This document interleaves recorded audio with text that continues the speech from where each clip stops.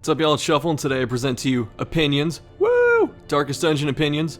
After 500 hours and a completed Blood Moon run, I feel confident enough that I can actually say which heroes might be a little better than the others.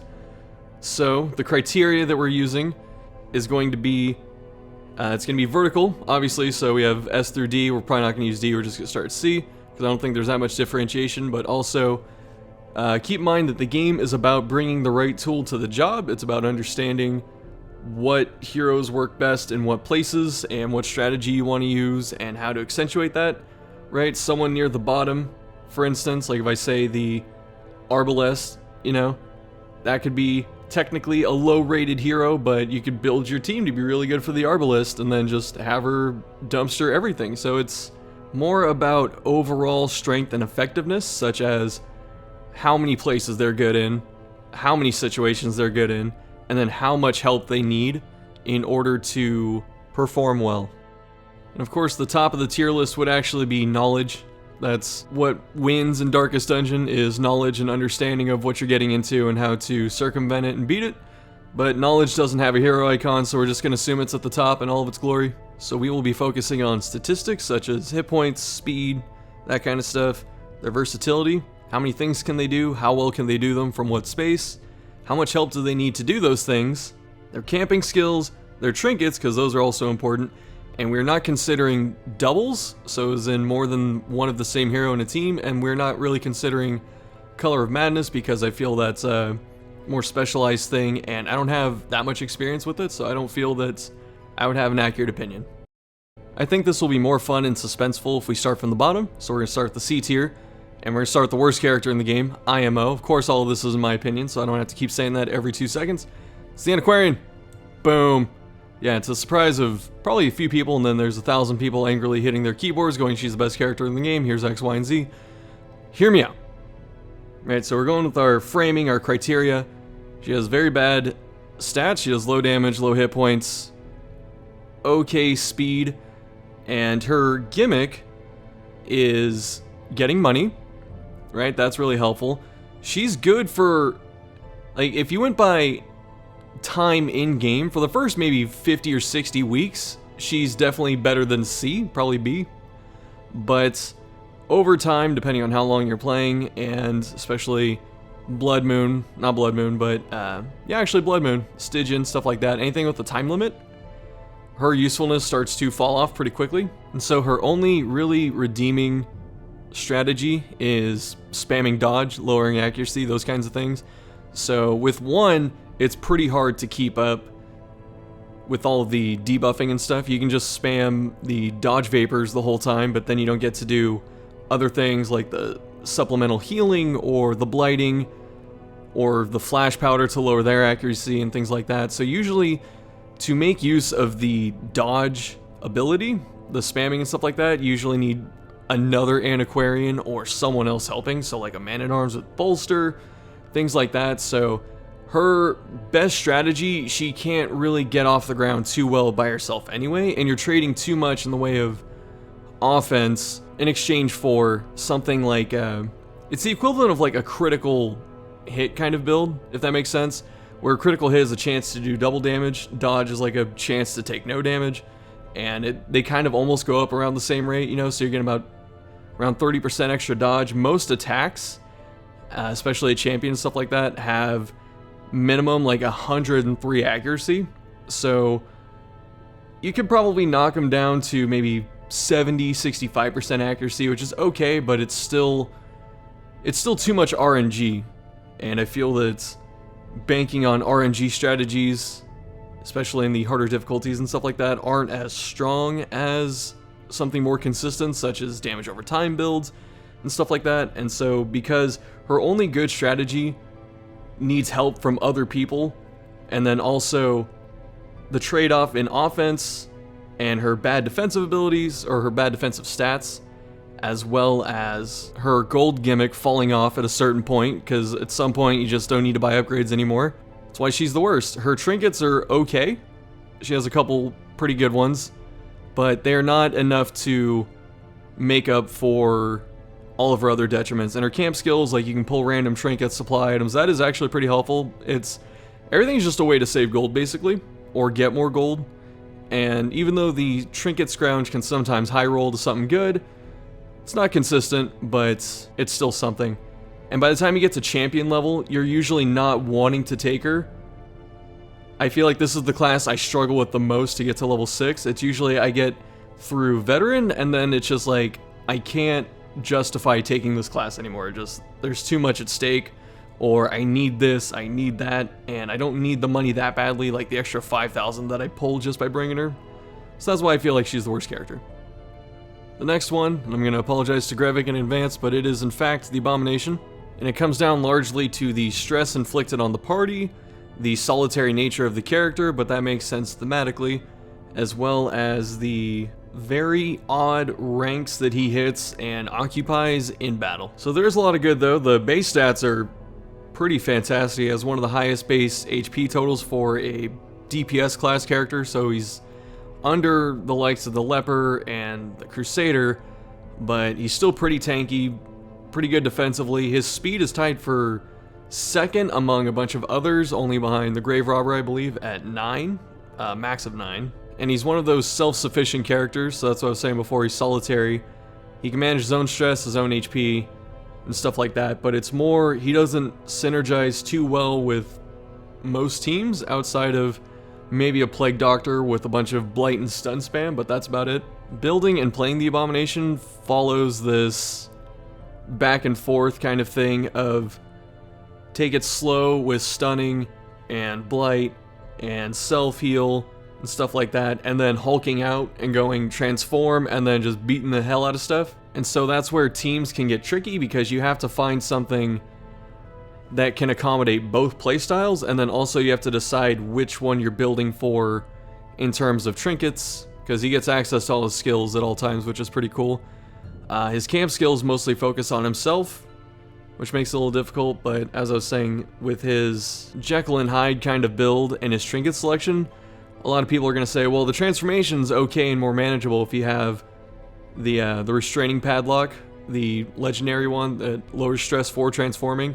And that's true, but you also have to remember that for every turn that he's not transformed, you basically aren't using a trinket, which feels kind of bad, and you could be doing other stuff, which is why I actually feel that his best trinket is the green one that gives him bonus stun and blight chance, because you spend most of the time in that mode, and then you can just give him one of those, and if you really want to, some kind of accuracy booster for when he transforms, and he's definitely playable from that point. His Crimson Court set might simultaneously be bad, but then also good at the same time, because it covers both of his things. It covers if you're going to be spamming stun chain and blight and stuff like that, with the Osmond chain giving you a boost to that, but then also a minus to stress and a plus to dodge. All that's really good. And then the set bonus is if you transform, you get bonus damage for being in the first rank. So the whole playstyle is, as I was saying before, soften him up with some blight or some stun or whatever,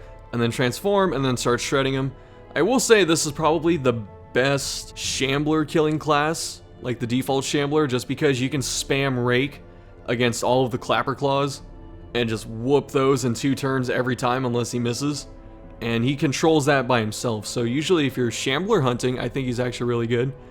But other than that, like I said, the stress damage, you could bring a Jester and all that stuff, or now you can bring a Crusader. That he would have actually been the worst character if he didn't lose the restriction to religious teammates. That actually made him a lot better, but the stress he inflicts on your team, it's not even himself, because he can lower his own stress pretty easily.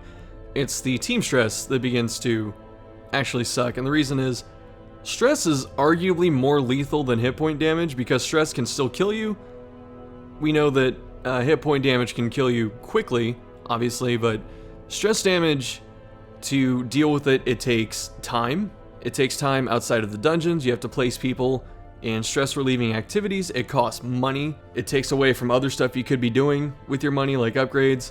And overall, the drain of resources that stress puts on you over just raw hit point damage makes someone that constantly puts stress down on the rest of your team, if you choose to use them that way, less appealing. And of course, you could just play it the way I normally do, which is you just put on the Padlock of Transference and he's just a stun butt that sits up in the front row.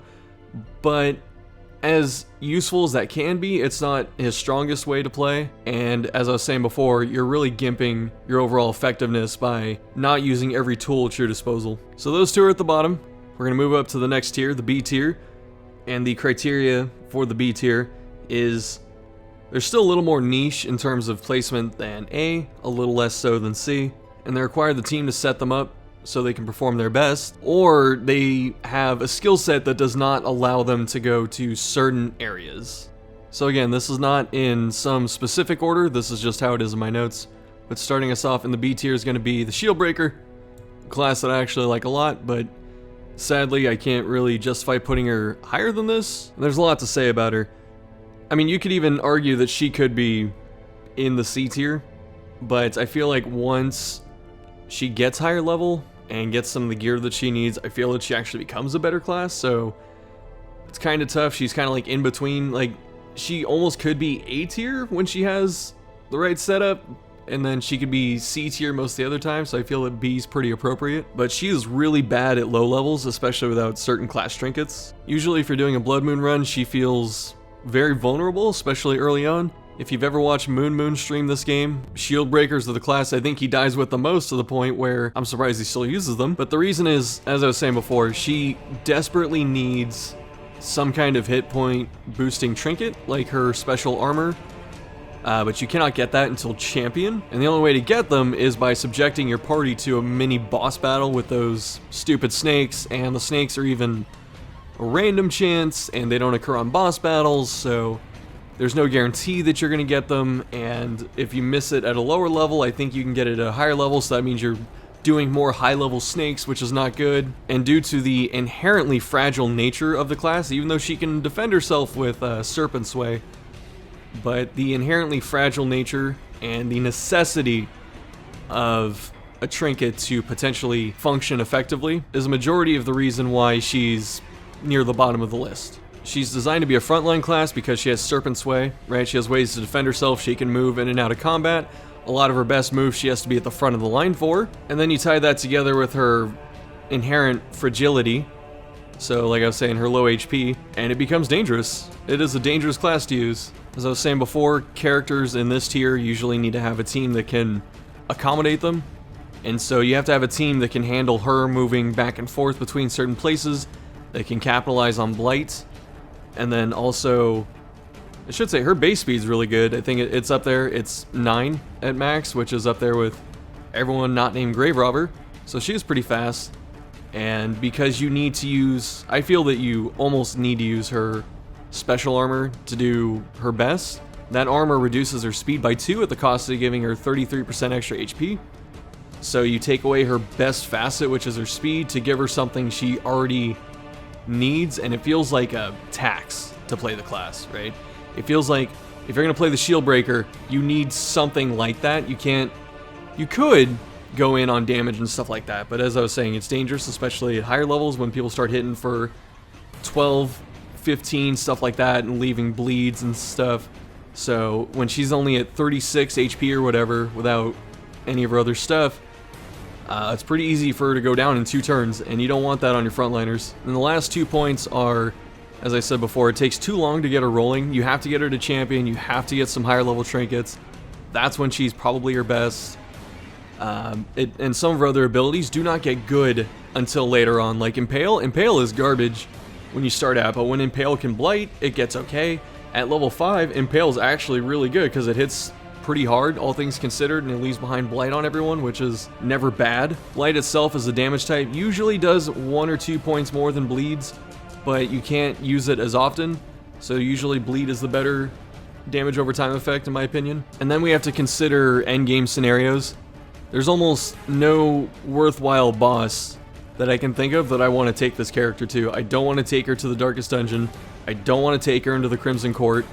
I'm not saying that she can't succeed, but I don't want to take the Blight skill set into those places usually.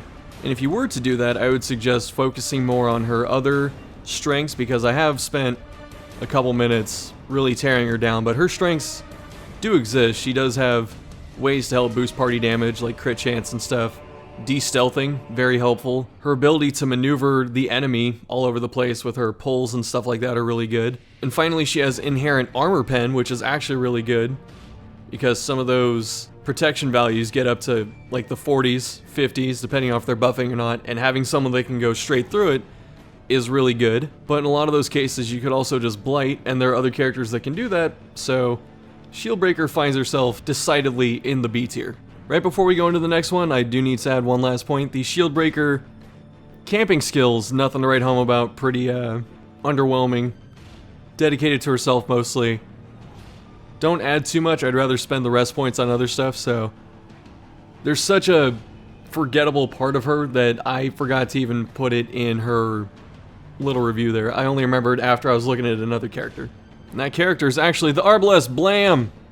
Poor Arbalest. I really like this class, but the two biggest things with her, let's start with her pros, right? Very tanky for a backliner. I think the highest HP total for a backline character. Has some pretty solid support skills, like being able to lower enemy accuracy, crit chance, stuff like that. She can mark to set herself up or other people. Has actually a pretty solid heal if you can use it more than one turn in a row, because it boosts healing receive, which is actually really nice. Her camp skills are fantastic. Her restring crossbow really boosts her damage. Her ability to increase party speed is very helpful. And then she has emergency healing if you find yourself camping with someone, you know, like 10% is really good. And so her weaknesses really fall into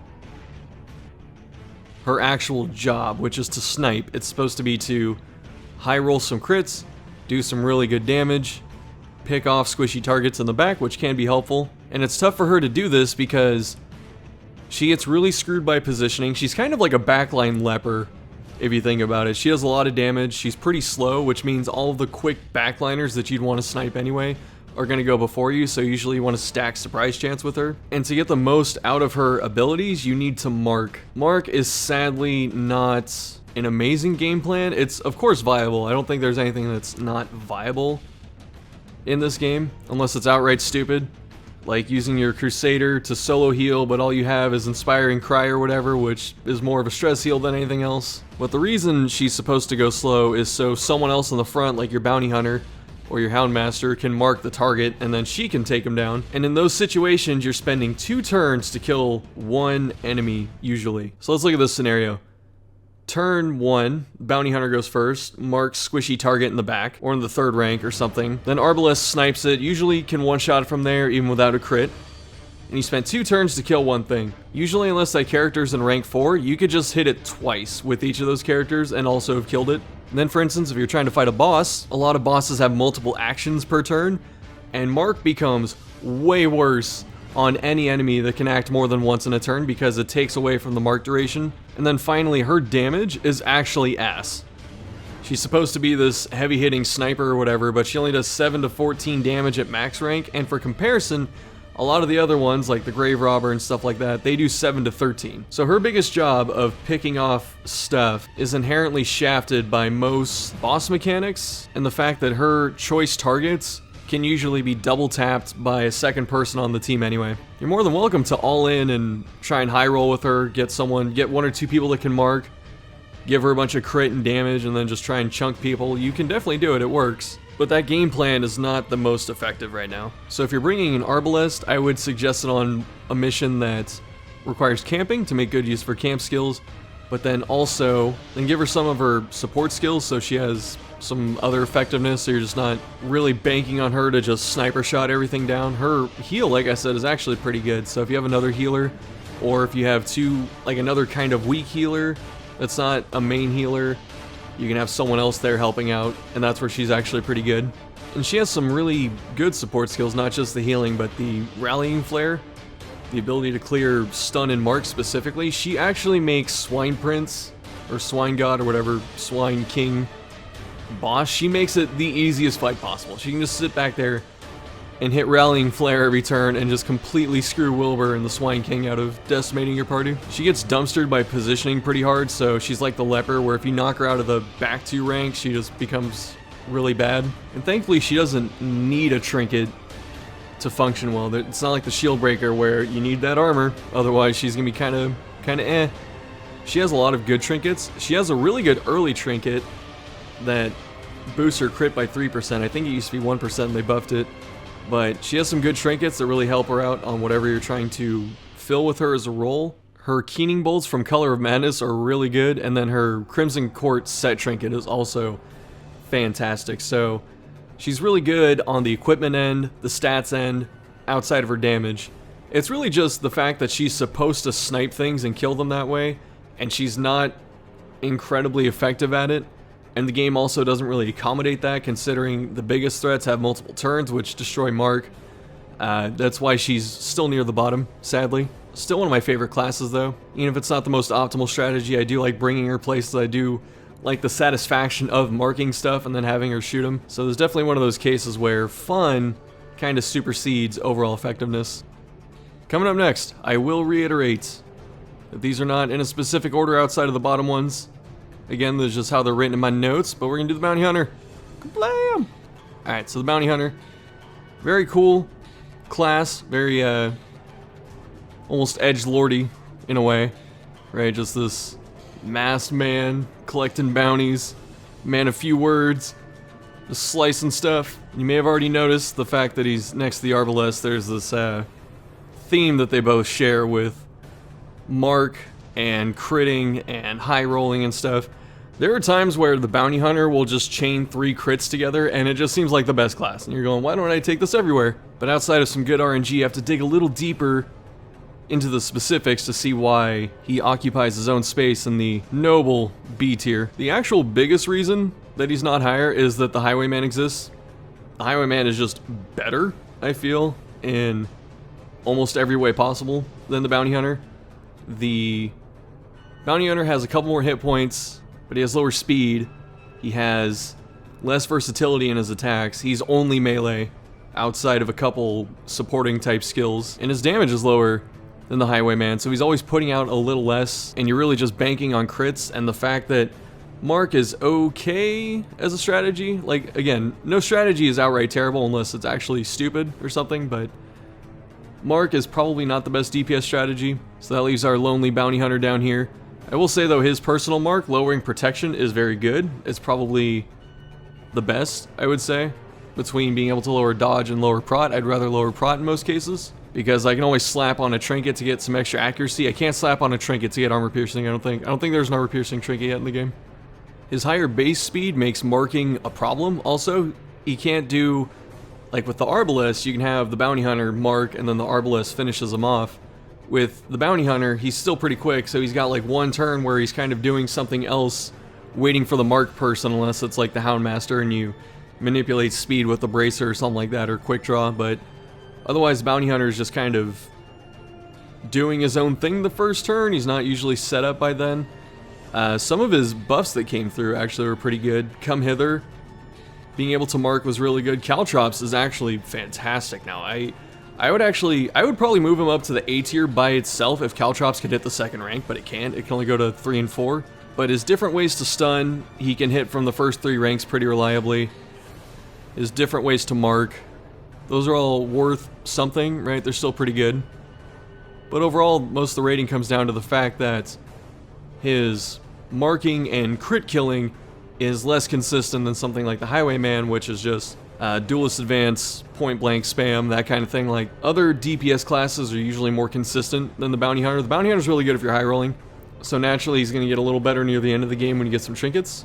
His trinkets are decent. Some of his earlier trinkets are actually surprisingly good. Like his common trinket that boosts his speed and his dodge is pretty good. The Hunter's Talon, which boosts crit and accuracy, is pretty good even if you have to eat extra food. He has a bad trinket like that camping helmet's kind of meh. His Crimson Court set's a little frustrating because when they were designing it, you just get this feel where it's like, it's almost too good because it has to be able to cover all of his options, right? He has to have his Caltrops buff, his Come Hither buff, or his uppercut if you actually use that. And then also he has to still be good at marking. And so we're gonna give them all this damage boost if they're marked, but it's like, oh, it's all kind of too, it might be too good, so let's just put the minus dodge on there because we don't want to put minus stress, or I should say added stress. And I think actually, I will say this, it's smart to give it minus dodge over added stress because he's usually the one killing things, so he's gonna lower his stress automatically by critting and killing stuff, so actually the minus dodge is way more painful than that. If it was like plus 10% stress, I would not care. But the minus 10 dodge is like, oh, that kind of hurts a little bit. His crystal mask is pretty good. It's never bad to have speed and dodge, and then like 5% stress is kind of an afterthought. It's good, but it doesn't really help him too much in terms of what he's trying to accomplish, unless you're trying to have him mark first. Otherwise, you usually want him to be the one to kill stuff, so you want damage instead of speed, even though speed does help you kill. So crystal mask still good, just doesn't fit him too well outside of giving him some protection because he's on the front line. But as I was saying before, I would usually rather take a highwayman every time instead of a bounty hunter, just because the highwayman's more consistent. And that actually that hurts to say. His camping skills are also pretty underwhelming. Like the scouting and surprise chance are actually nice, but planned takedown, usually a lot of the bigger bosses, it feels really bad putting 4 camping points into a single person buff for a specific enemy. Right, this is something like if you wanted to boost your boss killing and they occupy 2 spaces, you take planned takedown, but usually protection is kind of the Achilles heel to that, because anything with some extra protection is going to cut into this pretty hard. And so, as I was saying before, if I'm spending 4 points, I'd rather be a party buff or something just straight up incredible that I can justify it on. And I don't think that a little bit of bonus accuracy and some extra damage is the thing. Like, I would rather spend 2 points on his "this is how we do it" skill and just get the extra crit instead of that works for everyone, I should say, against everyone, instead of this 4-pointer that only works on big bosses. Next up is one of my personal favorites, and something that I definitely could have made a case for being maybe the best character, or definitely in the top 3 previously, but that's the Flagellant. Poor little guy, used to be easily S tier, has fallen to probably like high B tier. I know I'm saying that it's not more of a left to right thing, but the more I'm thinking about it as I'm doing this, I'm definitely thinking the current 3 are going to be lower than the next people in the B tier, if that makes sense. His stats are honestly mediocre, all things considered. He's got kind of low HP, but that's because he has easy ways to heal himself. His dodge is kind of low for a frontliner. His speed's actually really good at 9. His base crit's kind of low, and his base damage is pretty low, but there are definitely reasons for that. So back in the day, Punish used to be able to hit the 3rd rank, which made it just absolutely nuts, because you could hit, near the back with something that's pretty strong and put a 5-6 point bleed on him, and it made Reign of Sorrows actually decidedly worthless for the most part, because this way it was easier to just chunk down someone squishy in the back and not have to worry about it, instead of having to deal with them for a couple turns as Reign of Sorrows bleeds him out. His low HP skills like Exsanguinate and Redeem used to be able to be used just all the time. There was no per battle limit, which made them just, again, insane. It'd be pretty easy for him to get low HP because he has low HP, and then you could just hit one of those and you just heal up really easily. Reclaim's actually okay. I thought it wasn't that good at first, but then I actually tried to use it a little more, and then it felt like it's actually a solid supplemental heal, and it kind of goes in with what he's trying to do, where he's okay getting low HP and all that. The heal is okay, and each individual tick can crit, I think, so that makes it decidedly a little better. He has some solid synergy with the Jester, because you can use Endure to lower someone else's stress and buff his speed, and then the Jester can heal him when he needs it. And then Suffer is solid depending on where you're going to, but usually if I'm looking for a force skill, I would rather use anything else before Suffer. So it's kind of tough to, it's not bad, but it's never, oh, I need this right here, this thing specifically. His camp skills are all okay. He can cure his own disease, which is really good. Lowering your stress by 50 is never bad. I know that he gets stronger the more torn up he gets, so low HP, high stress, stuff like that.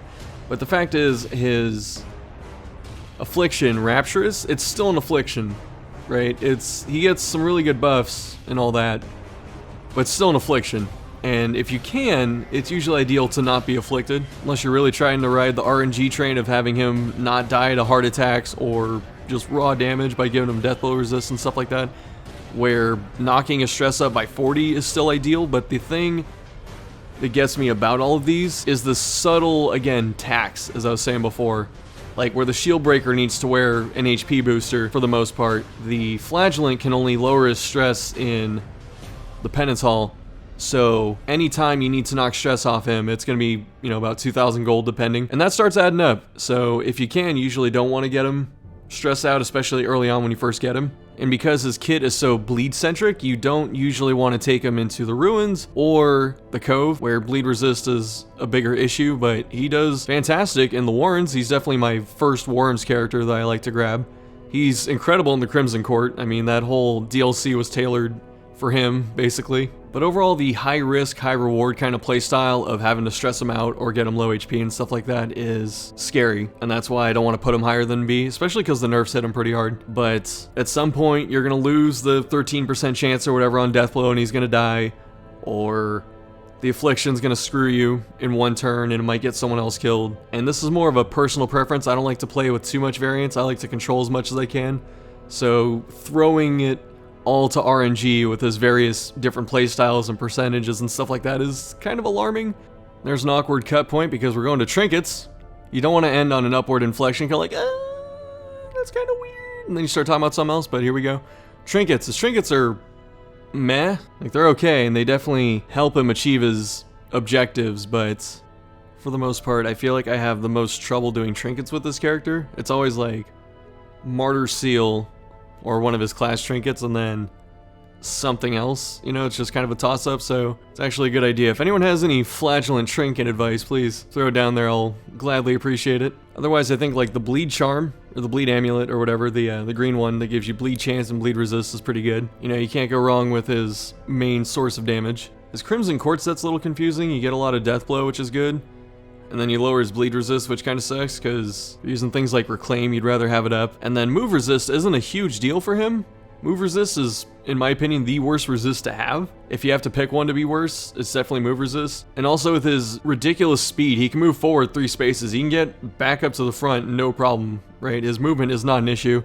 So having move resist on a trinket feels like kind of a wasted stat. And then I'm not a huge fan of his Crimson Court trinket, but that isn't to say that it's bad, it's just not my personal preference. He's also religious, which used to be kind of a mixed bag because of certain things with camp skills and stuff like that, but being religious is largely helpful now, especially if you bring Vestal and Crusader to places. Otherwise, Flagellant, very fun character, one of my personal favorites. To sum it up, nerfs hit pretty hard, and now he's really good against anything that is part of Crimson Court, so the Fanatic, any of the Crimson Court missions, but outside of there, maybe like the Warrens, it's kind of tough to justify bringing him over someone else.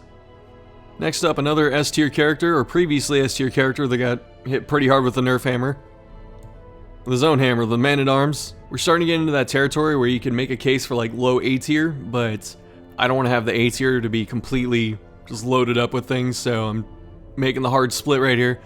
But the Man-at-Arms used to be easily top 3 characters in the game, and so before I was saying the Flagellant was one, right? And then the Man-at-Arms. The other would actually, well, when we get there, right? When we get there, we'll talk about who that other used to be 3rd character was in the top, in my opinion, of course. But Man-at-Arms got some pretty big nerfs. The first couple were definitely fair, and that is his big battle buffs like Bolster and Command and all that.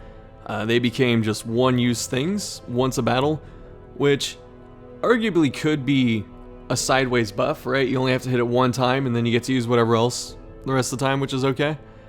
But Bolster specifically, Bolster was ridiculous before, so I definitely understand the nerf. Bolster used to be buffing your speed and your dodge, and that's like buffing your offense and your defense at the same time, which made it incredible. And it also wasn't a per battle thing, and it just lasted 3 rounds, so you could actually bolster in those situations where you had a fight in a hallway right outside of a door, or vice versa, like a room battle outside of a hallway battle. And you could bolster on the last turn with the Man-at-Arms and just carry that buff into the next battle, which was really good. And so that got nerfed to high hell, which is, again, fine. But now, Bolster is still solid, not as good as it used to be, but it's still nice. And then Command is actually, I would say it's better. Command's actually pretty cool with the damage buff while guarding, so you can just guard your DPS monster, you know, and protect them, and then watch them just crush everything, so that's actually pretty cool. I do need to use command more. Like, I've used it, I understand how it works, but I just feel like defense wins out in Darkest Dungeon more than offense, so being able to control what the enemies are doing and stuff like that is usually better than just buffing yourself with damage in most cases, so I usually like to take Bolster if I have to take a buff. Defender's still pretty good. Guarding an ally, never bad. Taking hits, it's really good on things like the Prophet.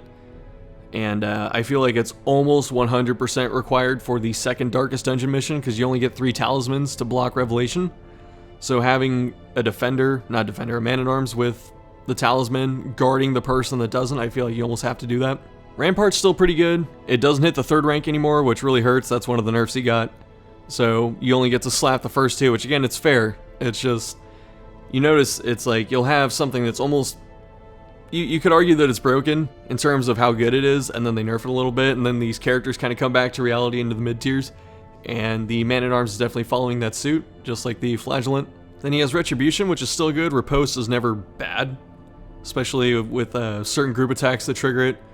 So it's always cool to have something like that. But marking yourself does kind of suck because there are a lot of enemies that get synergy off it, so you have to be really careful where you're doing it.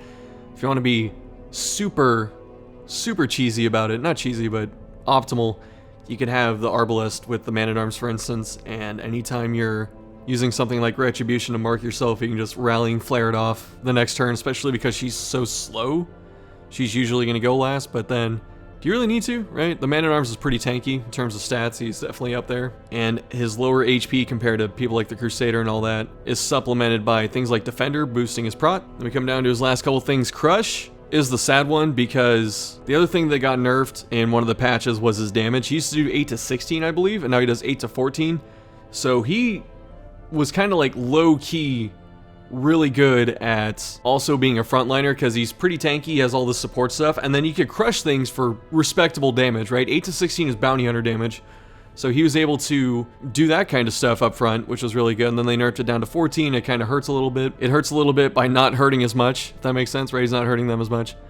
And then there's Bellow. I don't like Bellow, and the reason is Bellow has to make 2 checks to succeed. It has to make an accuracy, right? It has to hit the target to actually go off, and then it has to beat their debuff resist to also stick. So that's why I don't like Bellow too much. I'd rather use something like Bolster or Command, because when you have those, you're buffing yourself, right? Those don't miss. You can't miss your party with your own buffs. But having to go through Bellow and having to go through those double checks and stuff like that, especially when you get to champion missions and things have more evasion than normal, right? You start having like a baseline 75-80% chance to hit. Bellow gets a lot worse, and then having to beat their debuff resist also makes it not as ideal. So it's like, for your trinkets, do you bring more protection abilities, right? Or quick draw? People have done that before. I've seen it used pretty well, right? You can quick draw your command and stuff like that, get some really early strong buffs going on because you don't really need the speed afterwards, especially if you buff your speed. But then, yeah, are you bringing debuff charm plus tank charm? Accuracy charm plus tank charm, 2 tank charms, right? It doesn't mesh too well. You really have to plan out what your Man-at-Arms is doing before you even leave the hamlet. Am I just buffing and cleaning up? You know, am I buffing and protecting? Am I debuffing and damaging? And stuff like that. You have to make that choice before you leave, and you have to trinket accordingly. You can't have it so you change up what you're doing when you get to the boss or something like that. It's just not as effective, sadly. Best part of the Man-at-Arms, though, in my opinion, are the camp skills. Like, they're all pretty freaking fantastic. Tactics is in the running for one of the best camp skills in the game. It's like old Bolster, right? Dodge and crit. So you're getting offense and defense together, and it hits the whole party. There's no 75% chance or whatever, so that's really good. Weapons practice, chance to land the crit, even though the 10% damage is okay. And I would actually say his worst camp skill is maintain equipment, because I know he got nerfed in the past. I would like to see that one go to maybe 3. I think 3 costs for the camping skill requirement would be nice, instead of 4. 2 would make it pretty insane. I probably put it on every time, but at 3 I feel it's pretty fair for a single person buff, right? Seeing 15% prot, 15% damage on a character with gimp damage. Now he's down to 8 to 14 instead of 8 to 16, so you're kind of like, I don't know if I want to buff this guy who's here for, or I don't want to buff this guy's damage when he's here for buffing the team and protecting allies and stuff like that. His trinkets actually suck, because you remember we were saying in the criteria section of things, we're looking at class trinkets for our analysis. His class trinkets are just bad. The Rampart Shield was probably his best one, and that got nerfed with 15% damage decrease, so they're just bad. The Guardian Shield is okay, surprisingly. I do like it. It's kind of tough to use, but the thing that sucks is you're putting your Man-at-Arms in back, so he doesn't get to use some of his other skills, so he has to like be in the back the whole time, and because you don't have to spam your buffs the whole battle, you really just hit your buffs at the start, and you just put guard on everyone, which is okay, but you're basically trading something he's always doing, which is buffing, for him being super tanky in the back, which doesn't take a lot of damage. The backline takes stress. It doesn't usually take direct damage. And you're trading a very precious rank 4 slot. That's your archer, that's your sniper, that's your plague doctor, right? That's your control the backline, clean it up kind of thing. You're trading that for something he's normally doing already all the time, which is buffing and tanking. So even then, none of his class trinkets are good. I don't usually find myself putting them on when I have any choice of anything else. So maybe, you know, at the start of the game, if I get one early, of course I'm going to put it on because I have nothing else, but otherwise, mid-game, late game, I'm putting on boss trophies, ancestor trinkets, those kinds of things. I'm not touching the Man-at-Arm trinkets usually. This Crimson Court set's actually okay, but the thing is, it really pigeonholes you into a specific loadout. It's going to be Retribution, it's going to be Rampart, and it's going to be Bellow. And then you have like your choice of something else.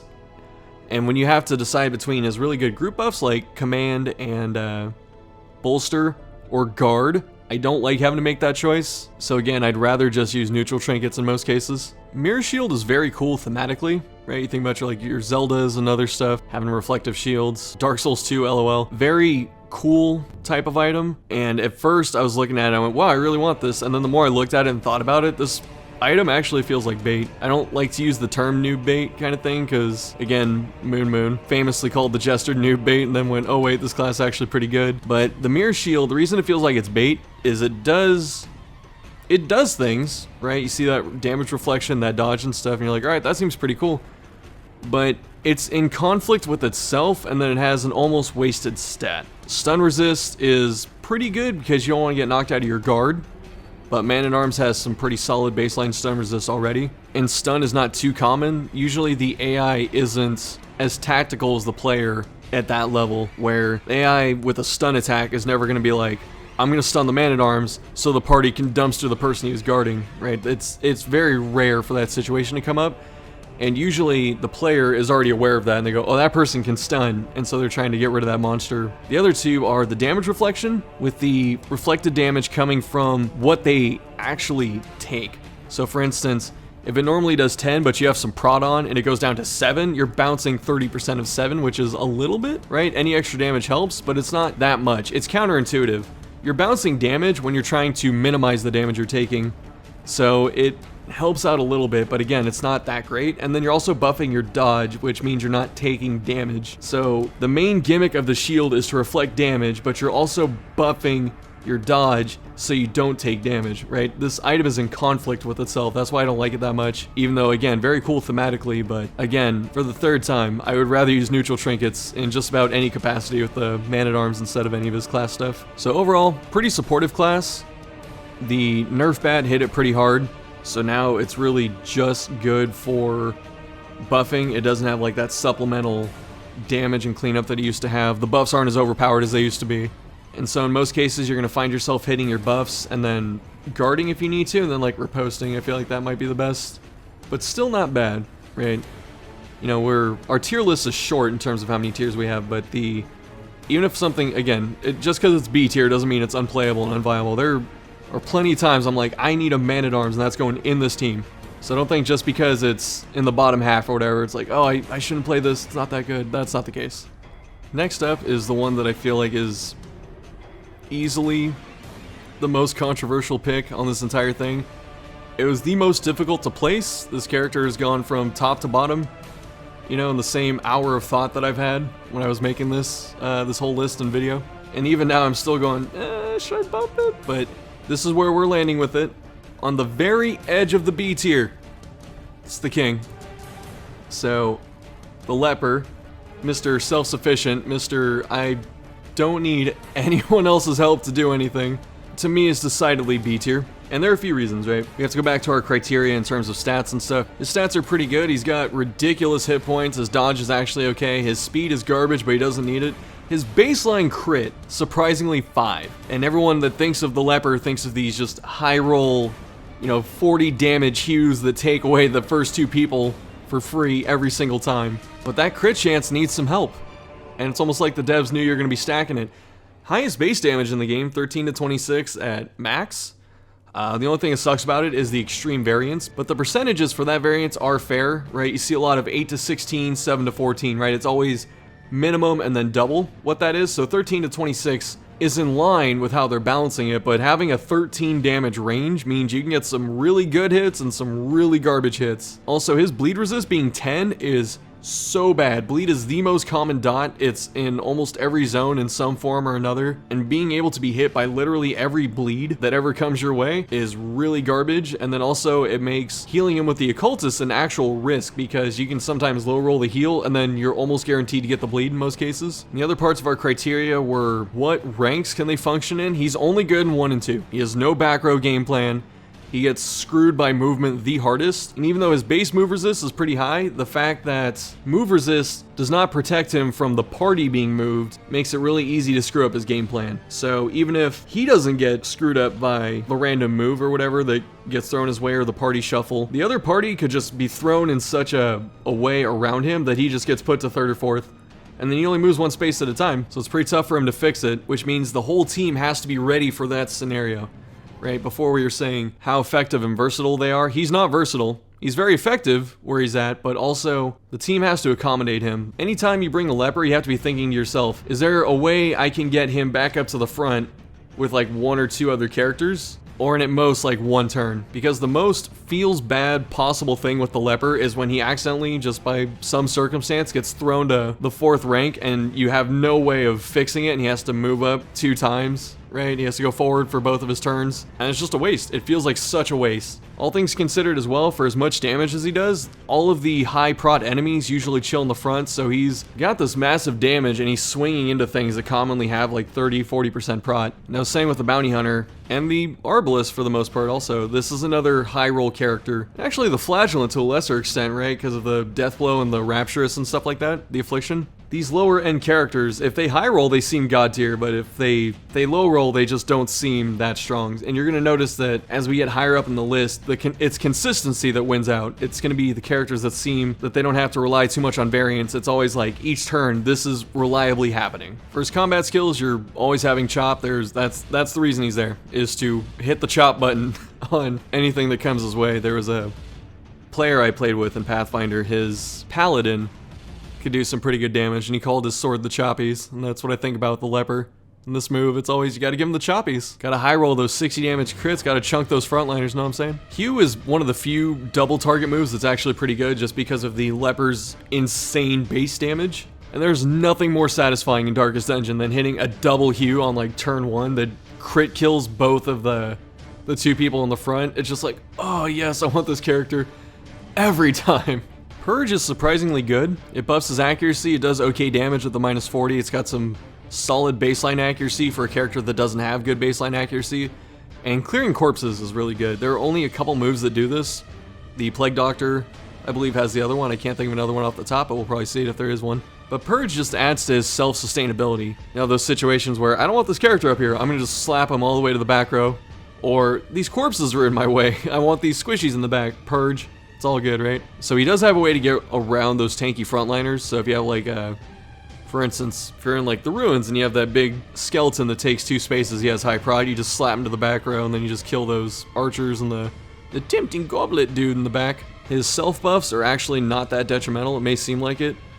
I would still slap revenge on him every time, especially in the big battles. Even if he has 25% extra damage taken and minus dodge and all that, his inherent tankiness is still pretty good. I don't mind making that trade because you get that damage bonus, that crit bonus, that accuracy bonus. He's gonna start wrecking the turn after. Withstand is okay. The extra prod is really helpful. The various resistances are pretty good, but the only resist he has to be afraid of really is bleed. And his is so low that buffing it without an extra trinket to help it out is still okay, but it doesn't seem like it would help that much. And then marking yourself, again, is never too good of a thing. Solemnity is fantastic. I don't know if it's Solemnity or Solemnity, I'm going with that one, but it's the same thing that the Abomination gets where you heal yourself, drop stress. Really good. adds to his reputation for being self-sustained. And then Intimidate, I think, went through a change. I don't remember it doing exactly this, especially the Stealth, because Stealth's a new mechanic, but you get to drop Stealth, which is helpful, but mostly with the Leper, you're not using your turn to debuff, if that makes sense. You're not using your turn to set someone else up. You're using your turn to kill something. So in most cases, if you're not using your emergency self-heal, or buffing, or hitting Hew, or hitting Chop, your Leper turn is usually wasted. His camp skills are actually pretty good. Even though he's in the bottom half of the tier list, I would definitely say the Leper is in the top half of camp skills. They're all focused on himself, for the most part, but they're pretty cheap for how strong they are in terms of the points they cost. For instance, laying the mask down, only 1 point, but you get minus 25 stress is pretty high. And then 5 stress on everyone, not too big of a deal. It's not backbreaking or anything like that. So you're lowering 25 to put in 15, so it's a 1 point for a net gain of 10, which is alright. And buffing his resistances is pretty good, but usually you don't need all 4, so you can just get away with using a trinket to buff something specific if you need it. But again, at 2 points, it's actually pretty good. But usually you're going to be using Reflection. For 1, minusing stress is usually pretty good, so taking off 20 by itself is nice. Getting 10 accuracy is something he desperately needs in most cases, and then getting 8 crit on top of that for 3 points. We've seen some other abilities. Let's compare, right? Let's think about the Bounty Hunter with his plus 15 accuracy and plus 25% damage. Conditionally, not unconditionally, just conditionally, costs 4 points. Then we look at Reflection, unconditional accuracy, unconditional crit, unconditional stress lowering, 3 points. It's a really good skill. Usually when I bring a Leper, this is the first button I hit, depending on who else is there. Then Quarantine, pretty good if you need to lower some of the companion stress. Because he's so tanky, losing 20% HP isn't a big deal. He can self-heal that back in the next battle, like it's not even a big deal. And again, only 3 points. Very handy, very efficient skills for the Leper. All of his class trinkets are actually pretty solid. I don't have that thing with the Man-at-Arms where it's like, I'd rather just bring a neutral trinket 100% of the time. There are cases you can make, especially with some of his earlier ones, like the Fortunate Armlet is pretty good, and the Redemption Armlet is pretty good, even at high levels if you don't have another really good trinket, just having an extra 15% damage for basically nothing, the minus 3 virtues, whatever. So you can't really go wrong with any of his personal trinkets. His Crimson Court set isn't that good, I feel. The minus death blow kind of hurts. The bonus accuracy of the condition kind of sucks, even though it has its own way to protect it with the extra prot and the extra HP. The minus stress is okay, so it's a good set, but I feel like if you want to do something else like a focus ring, you can get more out of it if you use a focus ring and something else. And then the Petrified Amulet is weird. Bonus accuracy if you have a bandage. Minus bleed resist, he's not blocking anything anyway. And then bonus HP is still pretty good. And it's only one thing, it's not a set, so that's okay. But normally with the Leper, and spoilers, I'm going to work on a class guide in a bit, probably sometime next week, but you can usually just get away with the focus ring and like the Ancestor's Pen or Crescendo Box or Bracer or something like that, and that's really all he needs. But again, if you want to slide in some of his regular trinkets, those are all pretty good too. In summation though, Leper needs some kind of help from a trinket or from the team in most cases. As self-sufficient as he is, he still needs other people to help him out, to get targets where he needs them, or to compensate for his shortcomings like his dreadful accuracy. Really likes having the Jester, I feel like. Any Leper party, I always find myself bringing a Jester just to hit him with the battle buff. For him specifically, just gives him crit and accuracy, that's all he really wants. Ironically enough, the best way to circumvent the Leper's biggest weakness, which is his positioning, is to not bring a full party. You can't get thrown to the 3rd or 4th slot if there's no 3rd or 4th person in the party. So having a party of double Lepers or like 1 Leper and 1 healer can work. I wouldn't advise it on high level stuff, but if you really want to have some fun and challenge yourself and grind out every battle by having to spend like 6 turns chopping and hewing, then you can definitely do it. But regardless, that's going to do it for the B tier and the video. Thanks for watching.